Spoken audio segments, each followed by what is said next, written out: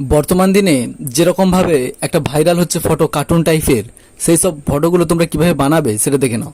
তো প্রথমত তোমাদের কি হতে হবে, তোমাদের মোবাইলে যদি তোমরা প্লে স্টোর থেকে চ্যাট জিপিটি নামের অ্যাপসটা ইনস্টল না করা থাকে তাহলে এইভাবে ইনস্টলটা করে নেবে। ইনস্টলটা করার জন্য প্রথমে তোমাদেরকে কী হতে হবে, তোমাদের মোবাইলে প্লে স্টোরে আসবে, এসে তোমাদেরকে সার্চ করতে হবে চ্যাট জিপিটি বলে।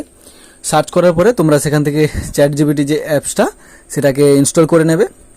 করে নেওয়ার পরে তোমরা অ্যাপসটার মধ্যে ভেতরে প্রবেশ করার পর সেখানে একটা ফটো প্রথমে আপলোড করে দেবে। ফটো যে ফটোটাকে তোমরা জেনারেট করতে চাইছো, তো সেই ফটো প্রথমে একটা আপলোড করে দিলে।